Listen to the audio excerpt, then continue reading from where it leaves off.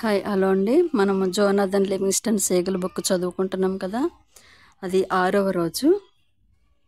ఏంటంటే తన వాళ్ళ కోసము తాను ఏది ఆశించాడో దానిని తానే ఒంటరిగా అనుభవిస్తున్నాడు. ఎగరడంలోని మెలకువలను బాగా నేర్చుకున్నాడు. అయినా దానికి ప్రతిఫలముగా పొందిన శిక్ష గురించి ఏ రోజు బాధపడలేదు. ఎందుకంటే మరి వాళ్ళ పెద్దతను తనని అందరి మధ్యకి వచ్చి నిలబడమన్నాడు కదా, దాని గురించి బాధపడలేదంట. విసుగు, భయము, మరి కోపము మన ఆయుష్ను తగ్గించడానికి హేతువులని మనసులోంచి వీటిని పోగొట్టిన మరుక్షణము సుఖవంతంగా పూర్ణ ఆయుష్తో జీవిస్తామని తెలుసుకున్నాడు. అంటే మనము భయము, దుఃఖము, బాధ ఇవన్నీ కూడా మనం వదిలిపెట్టేయాలి. ఎప్పుడైతే మనసులోంచి అవి వదిలిపెట్టేస్తామో మనము సుఖంగా హాయిగా జీవించగలుగుతాము అన్న సంగతి జోనాథన్ తెలుసుకున్నాడు అనమాట.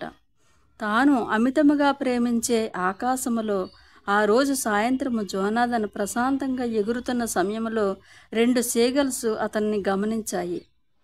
అతని రెక్కల ప్రక్కగా ఎగురుతూ వస్తున్న ఆ 2 పక్షులు దివ్యమైన కాంతితో చాలా స్వచ్ఛంగా ఉన్నాయి.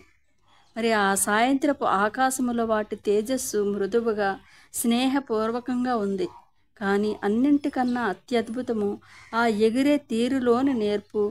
తన రెక్కల కొనలకు కేవలము 1 అంగుళము దూరములోనే తమ రెక్కలను నియమబద్ధముగా ఆడిస్తూ అవి తన వెంటే ప్రయాణిస్తూ ఉన్నాయట.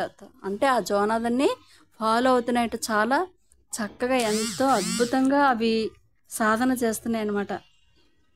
ఆ తీర్పది ఇతనికి జోనాథన్కి చాలా బాగా నచ్చిందంట. అవి ఎంత చక్కగా ఎంత నీట్గా ఎగురుతున్నాయి. మరో మాట మాట్లాడకుండా జోనాథన్ వాటికి మరెవ్వరూ విజయం సాధించలేని పరీక్ష పెట్టాడు. తన రెక్కలను మెలితిప్పి గంటకు కేవలం 1 మైలు వేగానికి తగ్గించాడట జోనాథన్.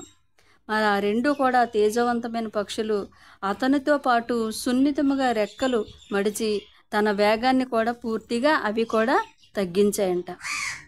అలా నిదానంగా ఎగరడము వాటికి తెలుసు.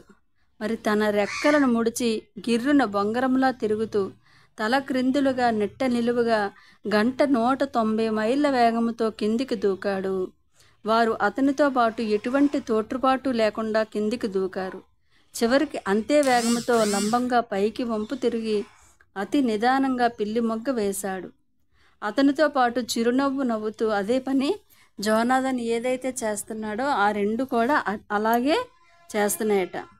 అతను మామూలు ఎత్తుకు చేరి కొద్దిసేపు మౌనము తరువాత వారితో మాట్లాడడం మొదలుపెట్టాడట జోనాథన్.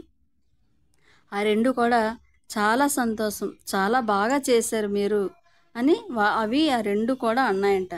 మేము మీ గుంపుకు చెందిన వారమే జోనాథన్, మీ సోదరులము. వారి మాటలు చాలా స్పష్టముగా ప్రశాంతంగా ఉన్నాయి. నిన్ను మరింత ఎత్తులలో ఉన్న స్వస్థలానికి తీసుకువెళ్ళడానికే మేము వచ్చాము అని చెప్పాయంట. మరి నాకు ఇల్లా లేదే, నా గుంప, నాకెవ్వరూ లేరు. నేను అక్కడి నుండి ఎప్పుడూ వెలివేయబడ్డాను. మనం అత్యంత ఎత్తైన శిఖరాలపై వీస్తున్న గాలిలో ఎగురుతున్నాము. ఇంకొన్ని 100 అడుగుల కన్నా ఈ ముసలి శరీరాన్ని ఇంకేమాత్రము పైకి తీసుకుపోలేదు అని చెప్తున్నాడంట జోనాథన్ ఆ 2 పక్షులతో. లేదు జోనాథన్, నువ్వు తీసుకురాగలవు. నువ్వు అలా సాధన చేశావు. జీవితాన్ని అధ్యయనము చేసే ఒక తరగతి పూర్తి అయింది. ఇప్పుడు ఇంకొక తరగతికి వెళ్ళే సమయం ఆసన్నమైంది. చివరకు నేను సిద్ధమే అన్నాడు. వాళ్ళు అంటున్నారనమాట, లేదు నువ్వు చాలా బాగా సాధన చేస్తున్నావు. నువ్వు ఒక అధ్యాయం కూడా నువ్వు పూర్తి చేశావు.